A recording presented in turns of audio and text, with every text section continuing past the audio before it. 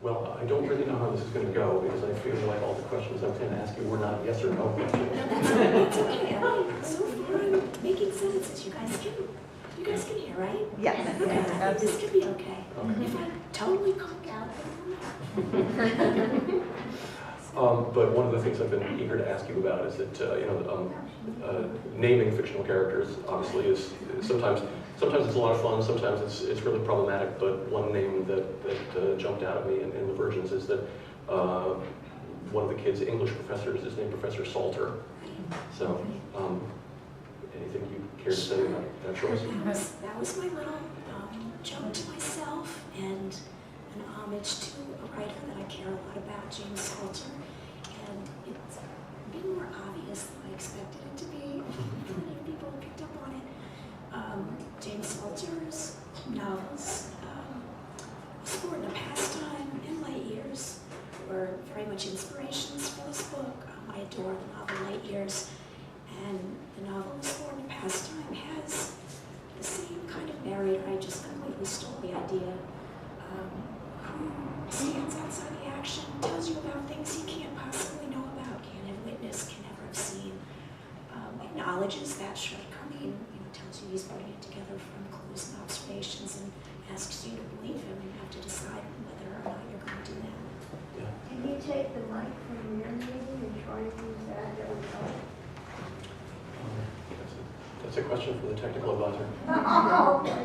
I had the same thought, so maybe you're bringing it back there. That would, I think it would help you. You wouldn't have to scream. Yeah. Is that any better? What's not on? No, I have to turn it up.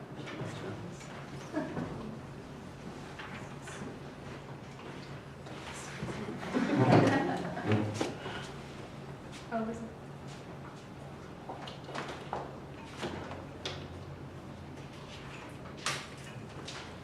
Can you try that? See what How does that sound?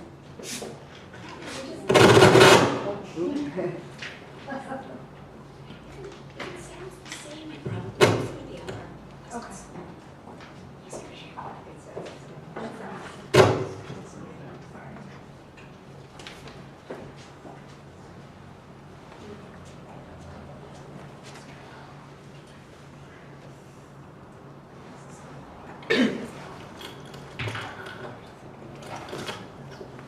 Thank you, everybody. Thank you for being indulgent. I really appreciate it. I had a question for you about We'll keep it short, would you?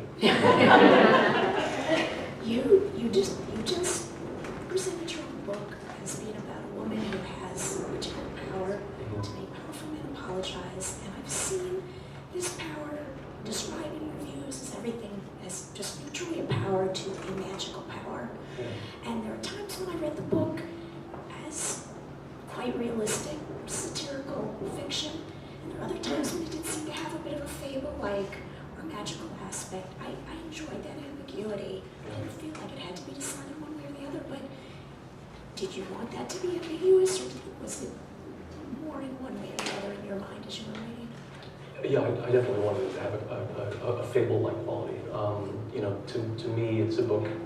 I don't know, is there something I should be doing here? Because I'm all right, I'm getting feedback. But to me, it's a book not really about the corporate world, but about religion, as odd as that might sound, or about religious heritage, and about the notion of confession and absolution, and what it means. It seems to me that when I watch, and it happens every week or two, when I watch one of these public confessions being played out somewhere, that it has it's like this old religious vessel into which all this profane content gets poured. It seems to me very old-fashioned in a way. So I wanted to write not only about the old-fashionedness of it. I mean, Helen's gift really is a kind of is a calling. It's something she's completely unequipped to do. So in that sense, not at all realistic, but it's a calling that she finds and pursues.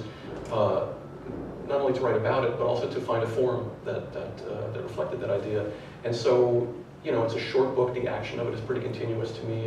It's supposed to, it would be going too far to say that it's a parable, but it's supposed to resemble a kind of religious tale with a lesson that seems like it should be apparent, but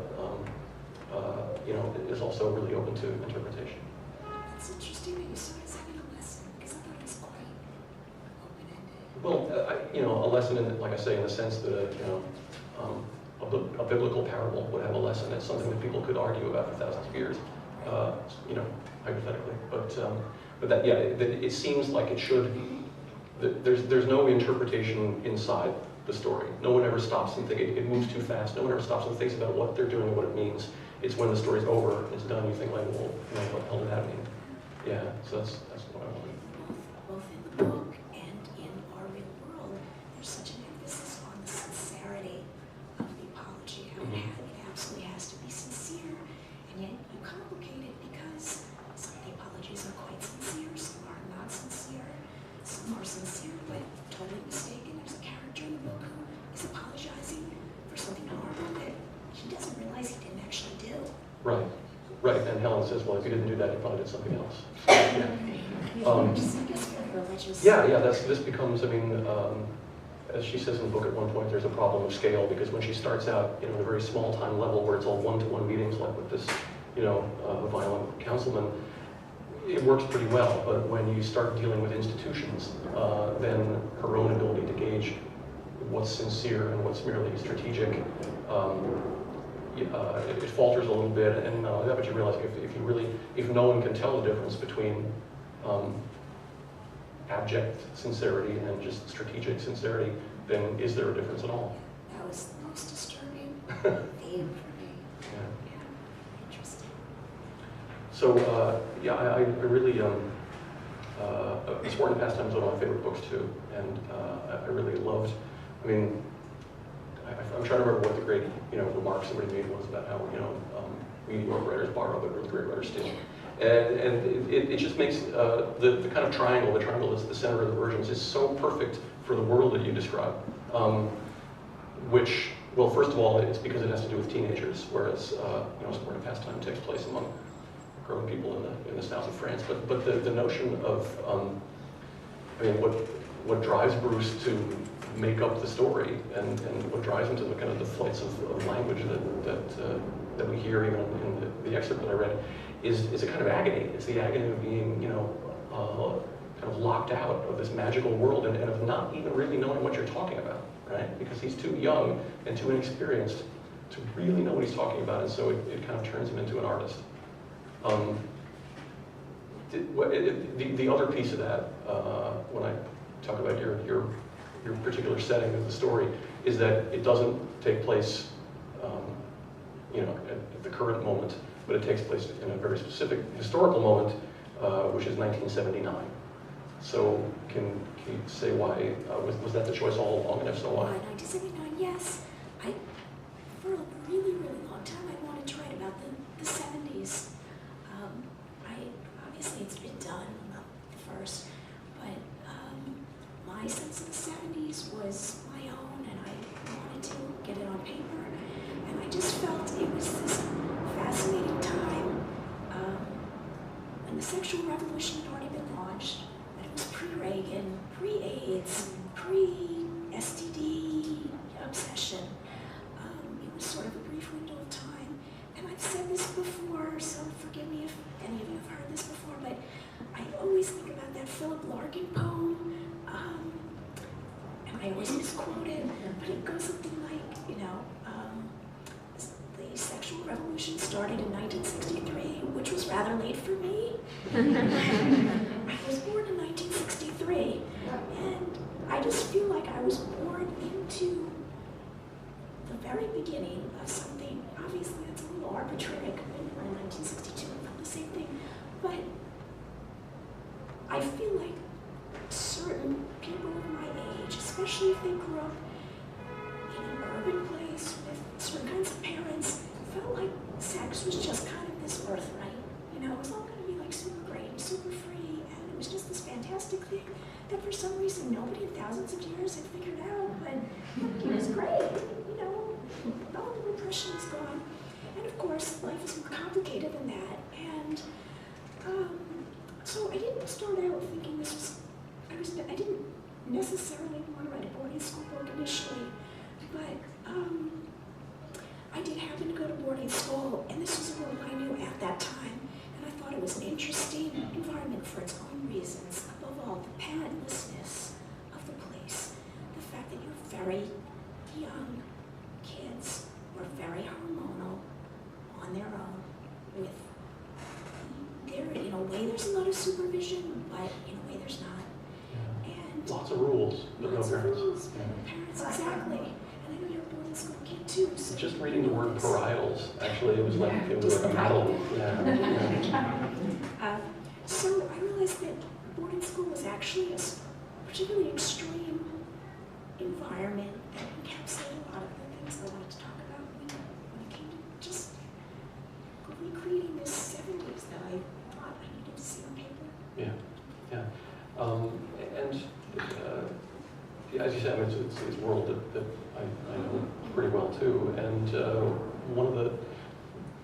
there's a long and exhaustive tradition of kind of prep school novels, or novels set in prep schools, or novels that take that as their subject. Did you were you? Is that something that when you're sitting down to write it, or even to sketch it out, is that something that you try to bear in mind? Or is it something you try to keep out of your mind? I didn't have it that much in mind. I mean, I felt that I hadn't seen a lot of really good boarding school books about the girl experience. Mm-hmm. There'd been prep, but that's one of the few exceptions. And Separate Peace is a wonderful book that I love, from a completely different era, a completely different kind of America. So, no, I think I would have felt a little intimidated if I'd felt I had to read up on what that genre was, or figure out how I was the same or different. Yeah, and that was one of the really, to me, one of the insidery things about Divergence was that people tend to write about or to think about prep schools as being these incredible bastions of a kind of old lost privilege. But in fact, not only are your characters, certainly the two main characters, they're outsiders in a lot of ways, and they seem placed at the red hot center of something, but then also estranged from it because they're not part of the mainstream really in the world where they find themselves. So is that more just a function of how to make a story dramatically interesting, or do you think people maybe have the wrong idea about what the experience is like in general? Again, it was both. I was very conscious of the cliches about boarding school life, which in many cases are not true. I had been to a small school in Chicago before going to boarding school, and boarding school was like the big world. It was like the real world. I met kids from very different walks of life, kids whose families had a lot less money than mine, kids who were, I didn't really know many Asian kids before boarding school, or Indian, kids of Indian backgrounds. So I feel people do have a very mistaken idea about boarding schools, and it's even more mistaken now, 30 years later, than it was then. So they were, I forget the other part of the question,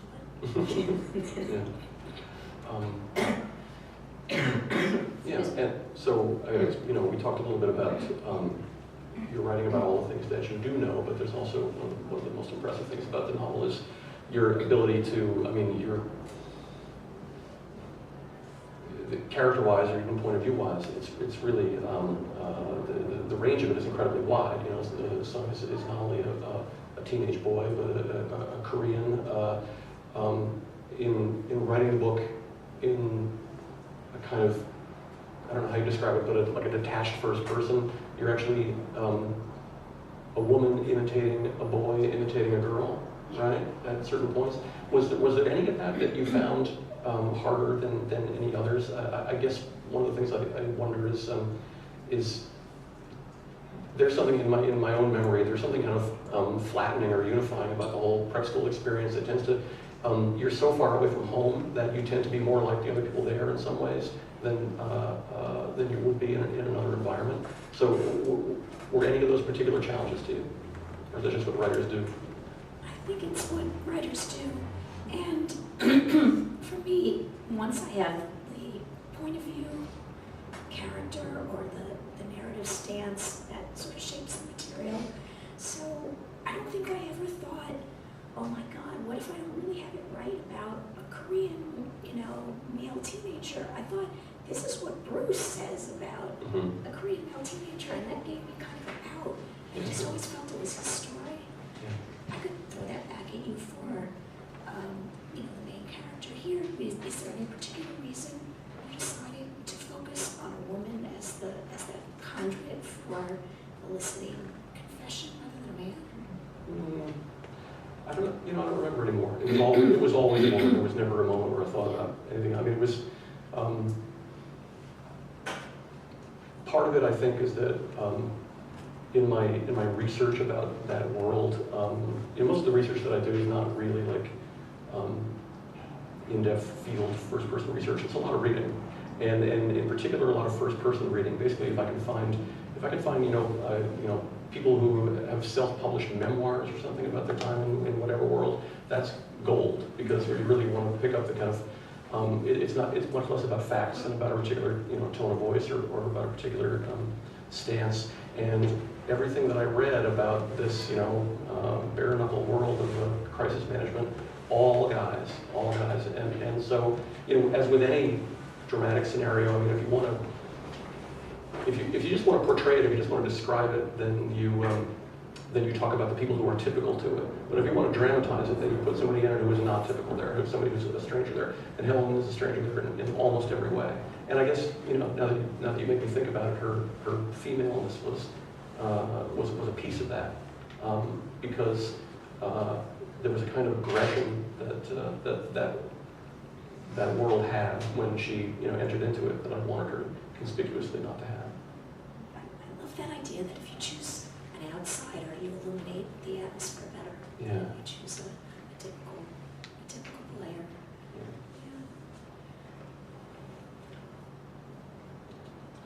How's your voice holding up? It's no worse than I started. I take a sip of tea.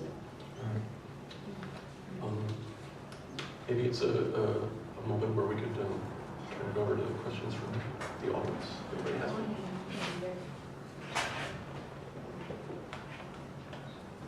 Did you go to a school like that? Did you go to a school like that? I did. I went to an East Coast boarding school.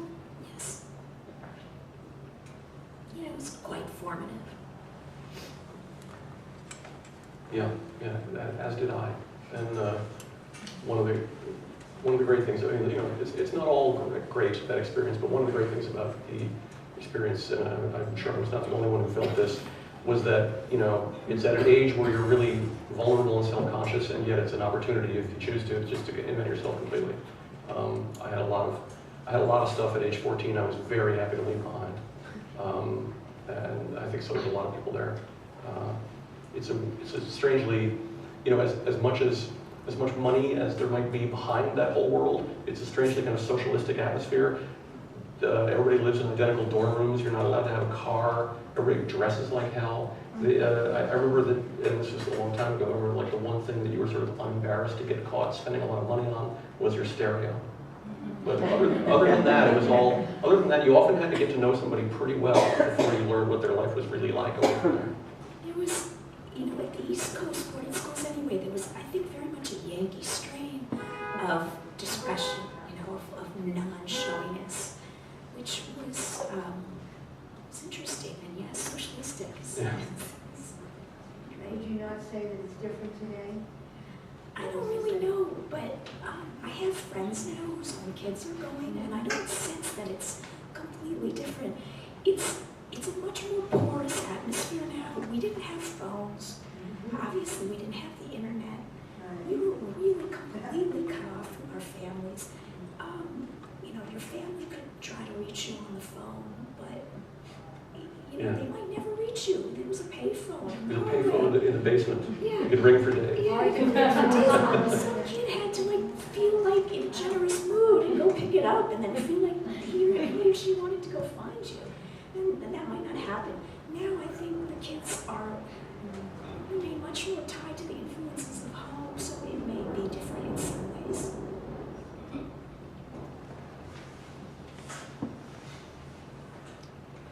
Yes? Yeah, I have a question about voice, because many novelists feel that the hardest thing to get right, and what triggers the novel, is finding the right voice, whether it's third person or first person. And you mentioned about, when it comes about knowing what Bruce would do, is that the voice that you felt, did you latch onto that right away, or did that take time to find what his voice and your voice? That was early on, because it was really the foundation for everything else. I didn't really have anything till I had his voice. Right, right. And that was the first thing that came. Yeah. You know, the story comes out of there. And was the same thing for your character? Yeah, Thousand Parts is not a, it's not a first-person novel, and it has, you know, several different perspectives operating within it, so it's a little different, but still, yeah, I mean, for me, it's always the same, where the beginning of the novel, which is in large part about voice, I just have to do over and over and over again. You know, it might be the first 30 or 40 or 50 pages, some kind of natural stopping point. But until that sounds right to me, I can't go forward. Right. And once I feel like I have the beginning, then I can just write all the way to the end of a draft and not care how bad it is. But you know, at least for now. You know, but the beginning, yeah, getting that voice right, so that it seems like something that you can, you know, knock off on Friday and then have fun on the weekend and go back Monday, and it's right, it's there for you instantly. That's you know, it's kind of the price of admission to the rest of the novel for a writer. I thought that was really easy for you. I just Yeah. no, I'm a huge fan of Jonathan's third-person narrators, which I see similarities in between your books. And we talked about this a little bit earlier, but I could be wrong, but I have a strong sense that in a great deal of fiction today, writers tend to default to a close third-person narrator that tells the story through one point of view, and you almost always have a more distant narrator and go into different points of view. And I'm just curious, is that something of a conscious choice? Is it just what comes a little more naturally to you? Do you feel like it gives you certain advantages? Does it have any disadvantages? Yeah. Well, I mean, it definitely gives you advantages, which you know, aren't hard to think of from a storytelling perspective. I mean, you can you can feel free to give the reader whatever information you know you want to disclose, or on the other side of the coin, you can create suspense by switching to the perspective of the character who doesn't know the thing that the reader also doesn't know. So yeah, it expands your it makes my job easier. Basically, is one reason why I do it. But I think even you know within that, it is in a way it's a kind of series of close third-person narrators, because I don't want. I want even though it's third person, I want that voice to be close enough to the character's own voice that there's not that little gap where the kind of authorial judgment can sneak in. I mean, I tend to write, for whatever reason, I tend to write a lot about people who, in the real world, many people don't like. And so the question of whether or not I like them, I don't ever want to give that question enough air to breathe. You know, it's always got to be written from the inside out, and written as close to the character's perspective as you can do. And you can really get away with that too, you know, even in third person, you can do that to you know, an almost unlimited degree. I think it's very fluid, the moving in and the moving out. Do you have any speculation why so many writers do limit themselves to one point of view in a book? Is there any reason? It seems to have so many obvious disadvantages. Yeah. Well, it has an advantage over first person just in that it's more fluid. I mean, if you know, you're writing as Bruce, if there's ever any sentence that you would like to write that is not a sentence that Bruce himself would write or think, or it contains information that would be unknown to him, it's out, right? But if you're doing that close third person, you can, it's like, you know, imagine a camera on a track, right? You can go way in close, you can go in so close to, there are moments in, for instance, in Don DeLillo's work where his third person gets so close that he just starts using the first person pronoun, like in the middle of a sentence. It's crazy. And then he will back out again, you know, at the end of a scene, at the beginning of a scene, and give you a much more, you know, aerial, much more distanced perspective without seeming to violate point of view. So, I don't know, that's, I guess that's a long way of saying I don't know why. I don't know why other writers do what they do. It's crazy. It's a really wonky question. That's one of the things, the wonky things I like to think I'll ask a less wonky question. Okay, great. But I'm sorry to make you talk, though. So I remember being extremely happy when I read that glowing review of the versions in the Sunday Times Book Review. And I assume you were also very happy. But can you describe, tell us, how did you find out about the review? Did you get a heads up about it? I mean, what most of us aren't going to have that experience of discovery for ourselves. So can you share it with us? Let us ask it. I was on vacation in New Mexico in the middle of July with my family. And I got an email from the publicist at Tin House saying the New York Times is going to review the book, and I was like, oh my God, that's fantastic. I mean, I was shaking like that the New York Times was going to review the book. That's like all I care about. I had no assumption that was going to happen. Then about a week before the review came out, I think it was that someone told my agent that they'd seen the review, and she said, what? And she went and scared it up, and I got an email copy, and we were just very surprised. Yeah, you often get a little advance notice. I guess there must be print copies. Print copies or There- e-copies that go to the trade first. There are copies that people can see, at least of the Sunday Times, like 10 days before. 10 days. Yeah. Yeah. But I mean, that hasn't, that's partly the computer age. I mean, I can easily remember, a Daily Times review that I got, which I found out about because my editor called me at home, and back in the days of answering machines, and it was like 6 in the morning, and she'd just seen that paper, she's like, pick up the phone, pick up the phone. So that's how But you then, just find are you out. supposed to not say anything until it's out there? Or do you? It was actually kind of ambiguous. I kept asking, can I tell people, can I not tell people? And I was told it didn't really matter, but I had a very superstitious feeling about it, so I really didn't tell people. I just didn't think it was going to be true.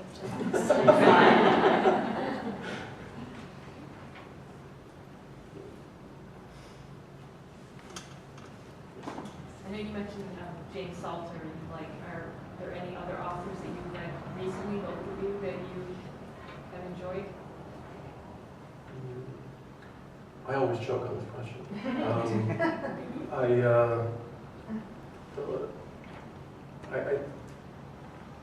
I read a lot. I mean, this is going to sound funny, but I just finished a long review of a new novel by Robert Stone, and it was so long that I went back and read his other 10 books.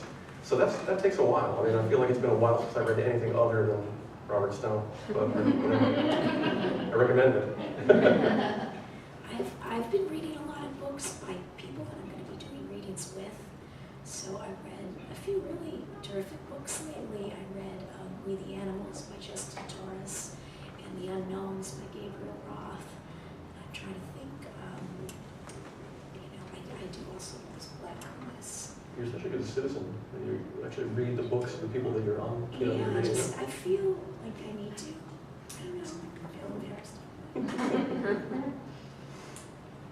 Have you read Gone Girl? Well, I'm just I curious haven't. Everybody in the world but me has to see read what Gone. you thought of it. I haven't read that. Maybe one last question, and then we'll spare Pamela's more.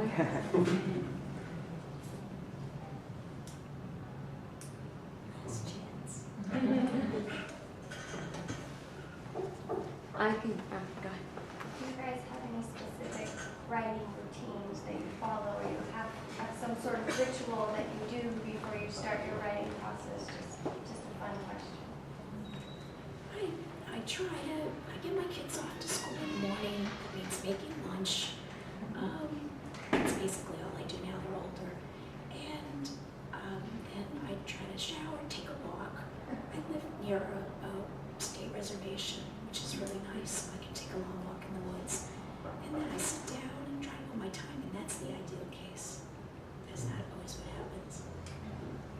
Yeah, we both have kids, and that determines a lot of your work routine, like it or not.